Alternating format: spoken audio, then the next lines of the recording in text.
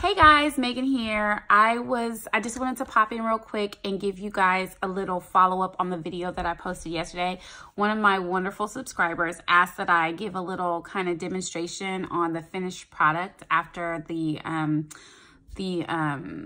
lotion had cooled off and after I put the top on it. So here's one of the lotions that I made the other day. This is the rose quartz, and this is the finished product. You see how it doesn't come out here at all? This is it. This is what it looks like up close. I've already stuck my fingers in there, but this is what it looks like up close. And I'll let you guys see what it looks like on my finger. That's my daughter playing with her toy. Sorry, guys.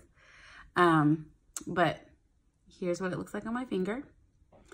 And this is the consistency. It's very creamy. But it's not greasy. It won't leave you with a greasy feeling. But yeah, I love it. The key to formulating a recipe that's kind of like this, which is more like a cream, is to make sure when you formulate your recipe that you have more hard oils than you do liquid oils. So you want your hard oils to weigh more than your liquid oils.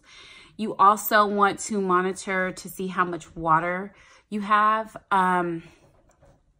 You don't want too much water because it'll make the consistency very thin, but you want to have enough water to where the consistency is creamy and it's not grainy, and it can easily kind of scoop out without you having to work too hard to get it out. This is a very nice consistency. Like I said, I worked a long time to get that recipe down. So I hope that this helps you with having some kind of an idea of what the finished product looks like, and please go ahead and start making lotion. It's fun, and you'll be surprised of how much you can make when you just take the chance and go out and do it. But yeah, please go ahead and make as much lotion as you want. You can make a face cream. You can also use this method to make a hair conditioner. That's what I'm working on now. I'm working on formulating a hair conditioner.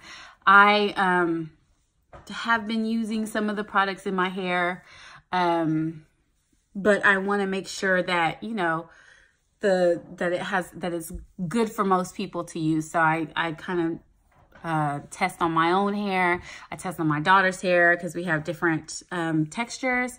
So I test on curly hair, straight hair. So I'm in the testing phases right now, and I'll roll out some of my hair products very soon.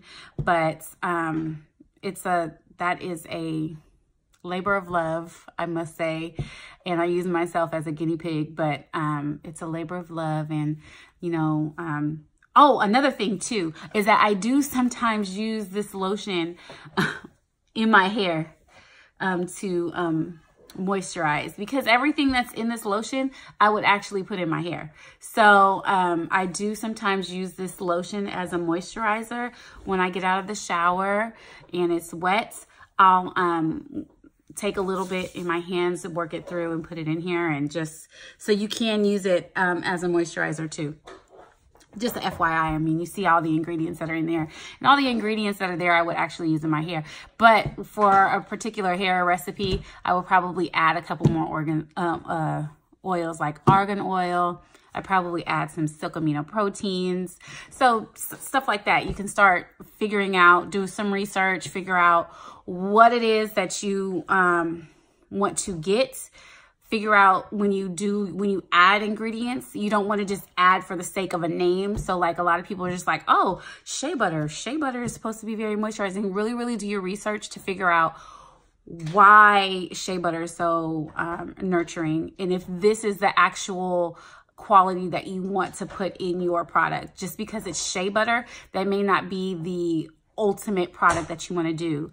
If you're going for something that is less heavy, maybe shea butter isn't a good butter for you to use. Sometimes cocoa butter isn't a good butter because maybe you don't want your product to be as thick, or you don't want to have that underlining cocoa butter scent. I do not use anything but pure products. I don't do refined cocoa butter. I don't do refined shea butter. I don't do refined mango butter. I do all natural, or well, mostly organic, but all natural, unrefined butters is what I choose to use.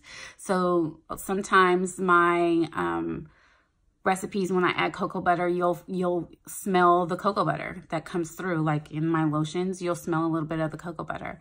I don't use cocoa butter in a lot of my facial no, I do use cocoa butter in my facial products. Although you, if you use too much cocoa butter, it can clog your pores. So my suggestion to you is that when you formulate new recipes, and when you formulate a recipe, don't just use a recipe across the board. Really formulate it. Take the time to figure out your oils and why you're using them to be what it's for. So if you're going to do a face cream, don't use the same type of oils that you're going to use for your body, because your face, you don't want the pores in your face to clog up. The same thing with the soap. If you're going to do a facial soap, don't use the same soap that you would use on your body. I mean, of course, some of the ingredients are going to overlap, like you'll probably use a coconut oil. But, you know, it's just take the time, figure out what it is that you want to do, and then do that. Okay, so I am about to take my daughter to swim lessons, so I gotta get off. I gotta get off now. But I hope that this helped you guys with formulating some of your recipes, and also gives you a little glimpse. Oh, see, now you can see my hands are not greasy. They're just not ashy anymore.